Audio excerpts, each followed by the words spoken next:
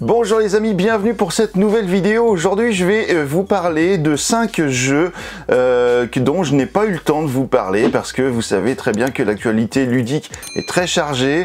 La chaîne, c'est pas mon métier principal, donc forcément du coup il y a des choses que j'ai le temps de faire, d'autres choses que je n'ai pas le temps. Je peux pas sortir 10 vidéos par semaine, c'est pas possible. Donc là je vous ai fait un petit lot de 5 jeux d'un seul coup, des gros jeux dont je n'ai pas eu le temps de vous parler et voilà, j'espère que ça vous donnera peut-être l'envie de les découvrir. On découvre ça juste après le générique. À tout de suite.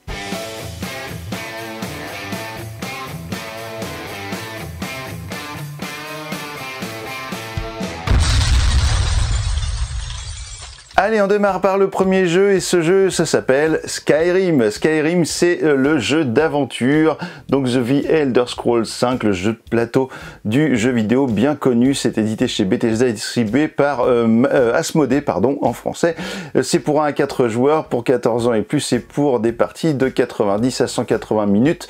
Vous allez avoir une aventure qui sera faite en 2 campagnes, avec 3 chapitres par campagne, et ça vous promet des longues heures de jeu. C'est un jeu coopératif dans lequel les joueurs vont devoir travailler ensemble pour résoudre des quêtes globales. Ces quêtes globales, évidemment, vous ne pourrez pas les résoudre au début de votre aventure et vous serez obligé de voyager à travers les routes de bord de ciel pour réaliser des quêtes personnelles, explorer des donjons, vous battre contre des monstres, etc. afin de récupérer des récompenses, de faire évoluer votre personnage, ainsi que sa jauge de santé, de vigueur et de magie, qui va vous permettre, lors de vos actions, d'utiliser des points de vigueur, par exemple, ou de magie, pour faire réaliser, par exemple, des attaques, ou bien pour pousser, parce que vous avez un système de poussée dans ce jeu qui vous permet, lors de tests ratés, d'utiliser des capacités, de votre jauge de compétences pour, faire des relances. Donc, ça, on appelle ça pousser dans ce jeu-là. Vous allez explorer des donjons, vous allez explorer des zones sauvages, vous allez explorer des villes, des forteresses.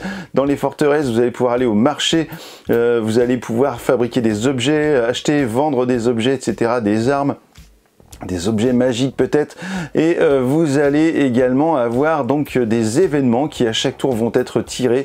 Ces événements vont vous donner des effets instantanés, ou bien un événement actif pour un tour va remplacer le précédent, et puis ces événements auront des pions menaces, et ces pions menaces vous allez les mettre soit sur les quêtes, soit sur les événements, soit sur les marchés, enfin sur les forteresses, puisque vous avez dans le coin du plateau des petits emplacements pour les pions menaces, et à chaque fois que vous allez mettre des pions menaces, ça va limiter l'accès à des forteresses bien précises.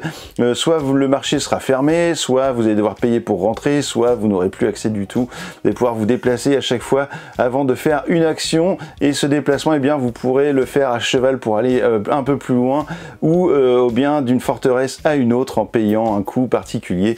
C'est un jeu très riche, c'est un jeu qui va vous demander d'avoir évidemment une rigueur dans le jeu. Vous pourrez sauvegarder les parties, vous avez des petites boîtes par joueur, c'est très bien foutu. Le jeu a très peu de figurines, ce ne sont que les héros qui ont des figurines, puisque les combats, vous n'aurez pas de standee ni de figurines pour les monstres, ce seront simplement des cartes, et les combats, ce sera un petit peu spécial, puisqu'à chaque fois vous aurez l'occasion de faire une attaque furtive dès le début. Ensuite vous allez lancer le dé d'attaque des monstres pour savoir quelle attaque ils vont vous faire si vous n'arrivez pas à les vaincre avant, et vous aurez le droit à une action parmi des actions défensives spéciales ou des actions défensive, et si vous faites une action défensive, vous n'aurez pas l'occasion d'attaquer le monstre, mais par contre vous allez annuler l'attaque du monstre ce tour-ci. Donc suivant le résultat du dé que vous aurez lancé avant, peut-être ce sera le meilleur choix à faire, et puis d'attendre le bon moment pour rentrer dans l'art de ce monstre. Voilà en gros le contenu du jeu. Vous avez des centaines de cartes dedans, c'est hallucinant. Le jeu est une très grosse boîte, vous avez beaucoup de matériel dedans, vous n'êtes pas prêt d'arriver à la fin du jeu, et le système de sauvegarde est très bien foutu. Si vous connaissez l'univers de Skyrim, vous allez forcément apprécier. Si vous ne connaissez pas l'univers du jeu vidéo, en fait c'est pas gênant, parce qu'en fait vous allez découvrir ce monde, et peut-être même que ça va vous donner envie d'aller essayer le jeu vidéo. Donc c'est du tout bon, c'est très addictif ce genre de jeu, on a toujours envie de retourner dedans. Moi personnellement, j'ai commencé à faire une des campagnes, mais du coup, bah voilà, l'actualité ludique, hein, comme je vous disais en intro, faisant, j'ai pas eu le temps d'aller plus loin, et puis je l'ai mis de côté, et puis en fin de compte, je me dis, bah mince, j'en ai pas encore parlé, et ça méritait d'en parler. Donc voilà, c'est fait, Skyrim de chez Bethesda, distribué par Asmodée en français. Le deuxième jeu dont je vais vous parler aujourd'hui, il s'agit de Star Wars The Mandalorian Adventure. C'est un jeu de Cory Konicsa et Josh Bepler. Les noms, putain, à chaque fois j'ai des problèmes pour lire les noms, c'est incroyable. C'est édité chez Unexpected Games et c'est distribué également par Asmodée. C'est pour 1 à 4 joueurs. Et donc vous allez dans The Mandalorian Adventure, incarner l'un des personnages du film, enfin de la série, qui sont ici. Là, vous avez évidemment le Mandalorian, vous avez ce robot là que vous allez pouvoir également incarné dans le jeu, et ce sera sous la forme d'un livre, voilà, un livre-jeu comme celui-ci, et vous allez tourner les pages. Alors déjà vous avez quelques bandes dessinées qui sont cool, et puis ensuite vous allez avoir, pof là, voilà le plateau. Alors je vous le mets en grand, le plateau de jeu qui est, en fait, au lieu d'avoir des tuiles, vous allez jouer là-dessus, et vous allez au fur et à mesure du jeu, passer les pages, avoir une petite BD, et puis accéder à un nouveau plateau de jeu, etc. Donc c'est vraiment sympa, parce que ça permet déjà un gain de temps sur la mise en place, et puis ça évite d'avoir plein de tuiles et plein de jetons dans le jeu, et d'autres l'ont compris très bien, comme la gamme des mâchoires du lion par exemple de Gloomhaven, et puis vous aurez même cette possibilité pour Frosthaven de racheter des livres comme ça pour remplacer les tuiles. Et en fait vous allez avoir donc une mise en place, on va vous dire mettez tel et tel jeton ici, sur les différents emplacements, les héros vont partir de tel endroit, et puis vous allez donc pouvoir jouer vos cartes actions. Alors la particularité de ce jeu, c'est que vous avez des actions ici qui sont disponibles juste en bas. Donc vous avez se déplacer, attaquer, se renseigner et planifier, et en fait vous allez jouer des cartes. Voilà, à chaque fois vous allez pouvoir faire 2 actions, enfin même vous devez faire 2 actions, et vous allez les faire grâce à un deck de cartes que vous avez, une main de cartes que vous avez. Et à chaque fois vous avez en haut un petit chiffre, ce qui fait que vous allez mettre la carte par exemple sur se déplacer, et vous allez vous déplacer du nombre indiqué sur le truc. Donc ici je vais pouvoir me déplacer de 2 cases, mais je vais comme ça cumuler les cartes dans l'emplacement se déplacer. À partir du moment où, alors évidemment si je fais 2 actions, je n'ai pas le droit de faire 2 fois la même action, je dois jouer 2 cartes à 2 endroits différents. La valeur de ces cartes est importante, vous allez voir pour la suite, je vais vous expliquer dans un instant. Par contre vous avez également des capacités sur certaines cartes. Ces capacités vont être activées à partir du moment où vous jouerez la carte en question dans le bon emplacement. Ici c'était une carte d'attaque, si je veux appliquer cette capacité, il va falloir que je joue cette carte dans l'attaque. Voilà, et en fait toutes les valeurs qui sont cumulées à un moment donné dans chaque action vont être vérifiées en fin de tour, et vous allez regarder si vous avez atteint le chiffre 5 en valeur cumulée ou si vous l'avez dépassé. Si vous êtes en dessous de la valeur de 5, rien ne se passe, vous continuez à jouer. Si vous avez atteint la valeur de 5, à ce moment-là, vous allez retirer les cartes qui sont dans cet emplacement, et vous allez déclencher un événement. Alors que si vous dépassez 5, donc si vous arrivez à 6 ou plus en valeur cumulée de cartes, vous allez non seulement déclencher un événement, mais vous allez également résoudre une carte crise. Voilà, donc c'est comme ça que vous allez subir les méfaits du jeu au fur et à mesure de la partie, et ça c'est vraiment intéressant parce que c'est une mécanique qui est vraiment cool, parce que vous allez être obligé de faire des actions mais en surveillant toujours ça, et donc en essayant de pas trop déclencher de crise ni d'événements pour essayer d'avancer dans le jeu, mais vous serez obligé d'en déclencher bien évidemment. Alors qu'est-ce que c'est que ces fameuses cartes événements? Ce seront en gros la partie où les autres, vos ennemis vont jouer, c'est-à-dire que vous allez avoir une carte avec tel ou tel symbole d'activation de tel personnage, et ces personnages-là vont donc s'activer et vont vous tirer dessus, ou vous attaquer, ou bien se déplacer, etc. Donc ça, ce sont les cartes événements. Et les cartes crises, en fait, bien souvent vous allez rajouter des jetons sur une carte qui va déclencher un certain effet lorsqu'elle sera pleine de jetons. Vous avez également des enveloppes, voilà, qui seront à ouvrir au fur et à mesure. Donc on a un petit côté legacy qui est plutôt sympathique dans ce jeu là. Voilà, ça s'appelle The Mandalorian Adventure, et c'est vraiment sympathique comme tout. Vous n'avez pas de figurines, ce ne sont que des standees, donc les amateurs de jeux avec des grosses boîtes pleines de figurines, ça va pas être pour vous. Mais par contre on est sur un jeu d'aventure spatiale pour le coup, dans l'univers de Star Wars, qui est vraiment très sympathique. Et puis en termes de mécanique de jeu, on est sur quelque chose qui est très original et qui fonctionne vraiment très bien. Le troisième jeu, eh bien, il s'agit d'un tout autre style de jeu. Il s'agit de Unconscious Mind, la société du mercredi. Donc c'est un jeu, alors là, il faut que je lise, hein. C'est un jeu de Yoma, Zax Lascas, Johnny Pack, illustré par Andrew Bosley et Vincent Dutray. On reconnaît bien le style de Vincent Dutray, hein. Ça c'est du Vincent Dutray. Typiquement, c'est un jeu donc qui est localisé par Lucky Duck Games. C'est pour 1 à 4 joueurs pour des parties de 60 à 120 minutes et pour 12 ans et plus. Et on est ici bien dans la société du mercredi de Freud. Voilà, vous avez tout un tas, un rassemblement de psychanalystes à Vienne qui se retrouvaient le mercredi donc pour parler, pour discuter de psychanalyse. Et donc en fait le jeu est un petit peu basé là-dessus, puisque vous allez du coup avoir votre plateau de psychanalyse, vous allez émettre des idées, vous allez faire évoluer des intuitions sur une roue d'intuition qui sera séparée en 3 secteurs. Vous aurez la croissance, la liberté et la passion, et vous aurez donc 3 parties avec des intuitions mineures, moyennes et majeures. Vous allez avoir 3 phases de jeu, donc vous allez pouvoir énoncer vos idées, rassembler vos idées et traiter des patients. Lorsque vous allez énoncer des idées, vous allez sur le plateau principal placer des petites idées dans un sens ou dans l'autre pour activer telle ou telle tuile, et puis ça va vous donner des actions possibles. Vous allez pouvoir par exemple faire rentrer des intuitions dans votre roue, vous allez peut-être libérer des intuitions aussi à votre propre couleur au fur et à mesure du jeu qui vont être dans votre roue. Vous allez pouvoir faire évoluer ces intuitions, vous allez pouvoir aller faire des actions dans la ville de Vienne. Donc tout ça, ça va générer tout un tas d'actions possibles que vous allez pouvoir faire dans ce jeu. Vous allez également à chaque fois déplacer votre encrier autour du plateau principal avec les tuiles, la salle de réunion qui va vous déclencher des effets, et ensuite vous aurez la phase donc de rassembler ces idées qui sera un petit peu une phase de nettoyage du plateau, et enfin vous aurez la phase dans laquelle vous allez pouvoir traiter des patients, puisque vous allez avoir un cabinet de consultation dans lequel vous allez avoir un endroit de consultation au début, un cabinet, et ensuite vous aurez 2 salles de consultation qui seront disponibles. Vos patients auront une feuille transparente par-dessus leur carte qui sera appelée la couche de douleur.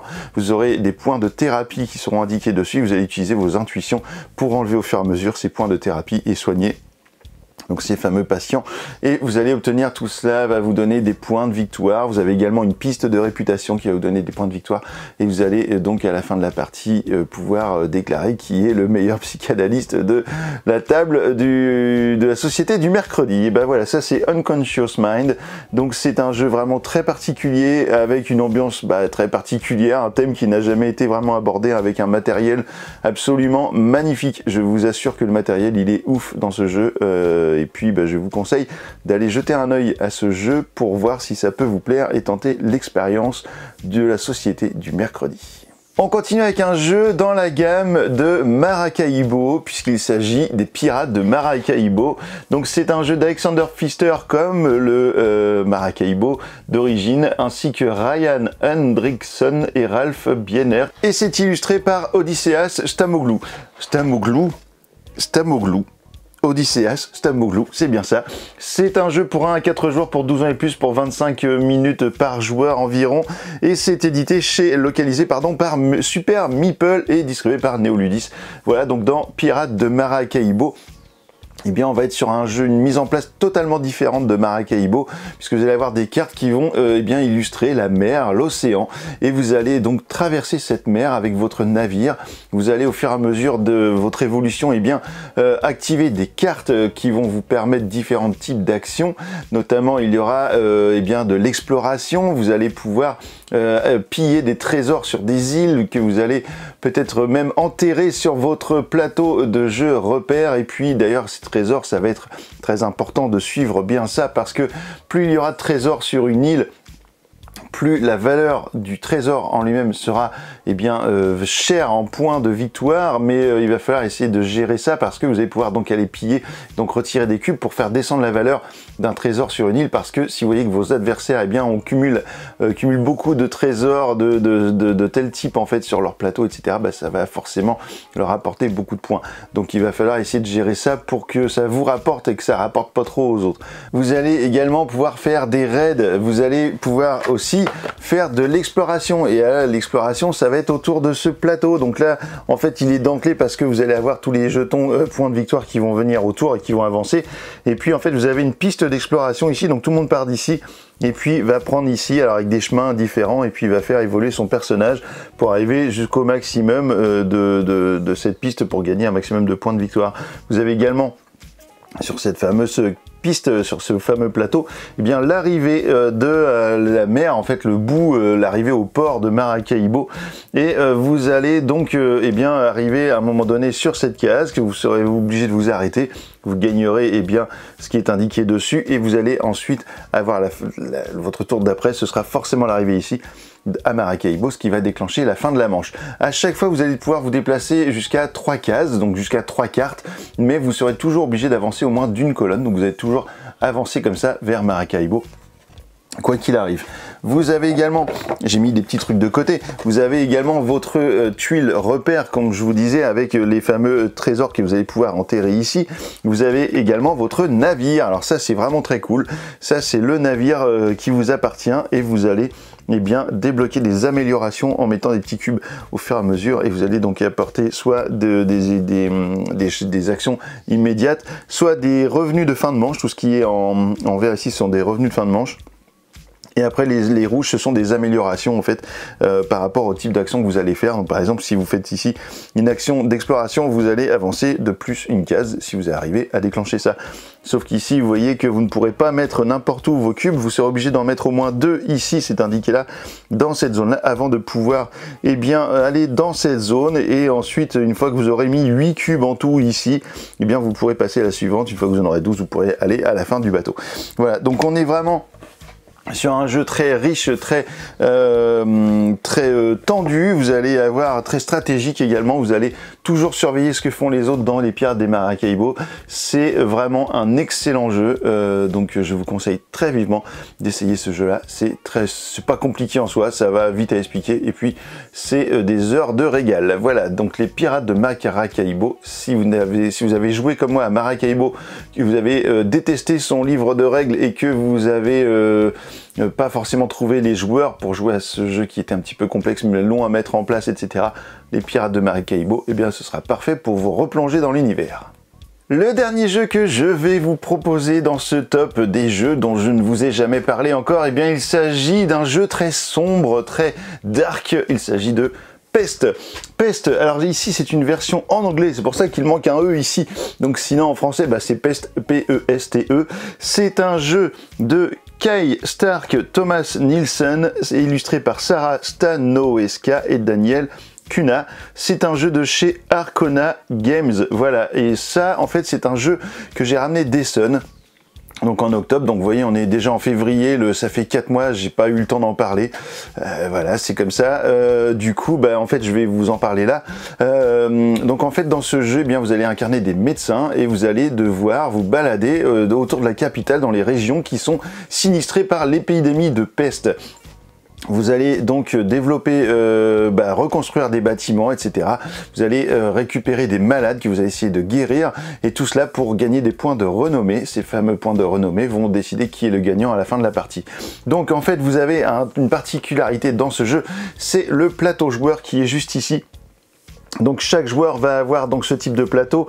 Vous allez avoir des cartes d'ingénierie en fait que vous allez mettre sur le côté qui vont vous amener des bonus. Ces cartes d'ingénierie, vous allez les acheter avec des petites ressources comme ça en forme de trucs d'éprouvettes ou je sais pas quoi, là, de petits sabliers, on sait pas trop ce que c'est. Et puis en fait vous allez ici avoir des bâtiments que vous allez pouvoir construire, donc un moulin, une banque je crois, des entrepôts, etc. qui vont vous permettre de générer de la production de ressources. Ces ressources vont aller exactement dans cette zone-là, donc vous n'allez pas cumuler 20 jetons par exemple de pain, vous allez juste déplacer votre jeton de pain et en fait vous saurez que si vous êtes ici, bah, vous en avez 5. Voilà, et vous allez également avoir la partie la plus intéressante ici, qui est la partie pour la phase d'action. Cette phase d'action, eh bien, au début de la première ère, puisque le jeu se joue en 3 ères, eh bien, vous allez avoir avec 2 années par ère. Au début de la première ère, donc sur la première année de l'ère 1, vous allez avoir 2 assistants avec vous que vous allez pouvoir placer sur cette grille d'action. Lorsque vous allez la placer, eh bien si vous le placez par exemple ici, ça veut dire que vous allez faire l'action qui est indiquée dans la ligne et l'action qui est indiquée dans la colonne. Lors de l'ère numéro 2, eh bien vous aurez 3 assistants, et lors de l'ère numéro 4, pour les 2 dernières années de jeu, vous aurez 4 assistants. Ces assistants, eh bien, donc comme je vous le disais, vous allez les placer. Donc qu'est-ce que ça va être comme action? Je vais pouvoir faire de la production. Donc la production, ça va être lié à tout ce qui est ici.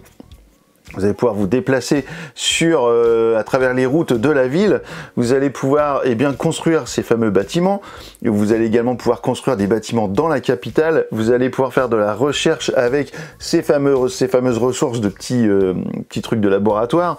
Vous allez pouvoir affecter des malades qui seraient guéris à des usines. Pourquoi? Parce que je vais vous expliquer, vous allez donc ramasser lors de votre déplacement sur votre plateau joueur des malades que vous allez placer dans ces zones-là. Et si vous avez trop de malades et que vous n'avez pas réussi à les guérir et que vous en cumulez trop, ils vont aller déjà ici sur ces emplacements-là pour vous empêcher de faire certaines actions. Et on peut en mettre un également ici pour vous empêcher d'avoir 5 ressources de chaque type. Et puis après, en fait, où est-ce qu'ils vont aller? Ils vont aller dans le cimetière. Et le cimetière, en fait, c'est cette partie-là, le cimetière. Voilà. En fait, vous pouvez en cumuler 3. Après, vous les mettez ici et puis ici, c'est le cimetière. Donc en fait, vous allez avoir des points de renommée négative si vous mettez des malades dans le cimetière, bien évidemment. Donc en fait, lorsque vous allez aller dans une ville, vous allez c'est un devoir, vous devez absolument être en capacité de ramasser les malades qui seraient dans cette ville. Et en fait, pour cela, il va falloir du pain pour les nourrir.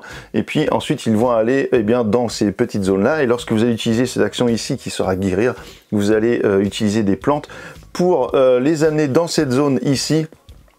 Par exemple, le premier malade que vous allez guérir va vous coûter une plante, et puis au fur et à mesure, ça va évoluer. Ici, ce sera 3, à la fin, ce sera 4, entre 2, ce sera à nouveau 1, et vous allez gagner ici des points de renommée. Alors, ce sera pas, si vous êtes ici, ce sera pas 3 plus 5 plus 8, non, vous gagnez 12 points, et en fait, c'est suivant l'endroit où vous êtes. Et c'est comme ça que vous allez jouer à Pest. Donc vous allez essayer de gérer au mieux tout ça, de gérer les ressources, parce qu'en fait chaque lieu dans lequel vous allez aller aura une ressource propre donc que vous allez obtenir immédiatement lorsque vous finirez votre déplacement dessus.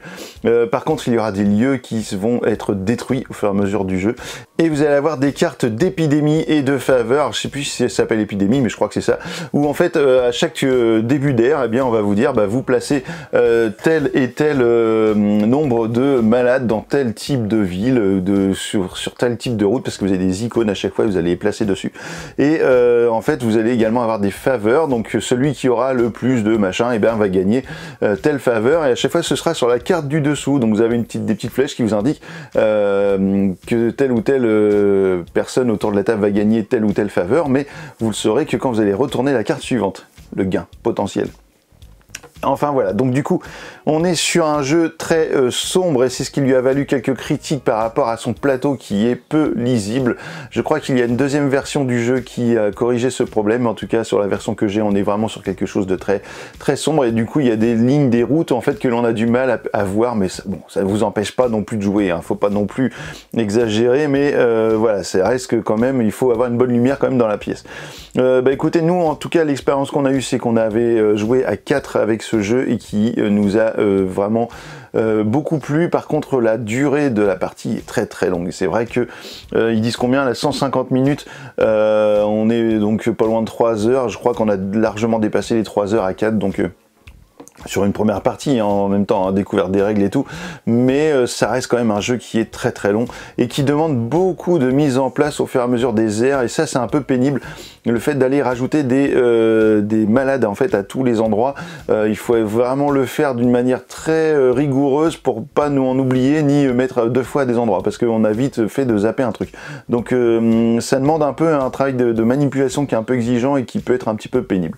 Surtout que, comme je vous le disais, le plateau est peu lisible. En tout cas, malgré ces défauts-là, le jeu est vraiment cool, et c'est une super expérience et très stratégique, où il va falloir bien regarder ce que font les autres, hein. Encore une fois, là c'est un jeu, faut rien rater, et la moindre erreur peut vraiment vous coûter la partie. Donc en tout cas, Pest, c'est un très bon jeu, je vous recommande ça. Et puis voilà, on a terminé ce top des jeux dont je ne vous avais pas parlé. c'est quand même, voilà, il y a quand même un certain nombre de jeux, il y a même d'autres jeux que j'ai pas l'occasion de vous parler parce que c'est comme ça, il y en a beaucoup trop qui sortent, mais en tout cas, ça me fait plaisir d'avoir parlé au moins de ceux-là parce que je les apprécie beaucoup. Écoutez, voilà, maintenant que vous savez tout sur ces jeux-là, alors, tu joues ou quoi ?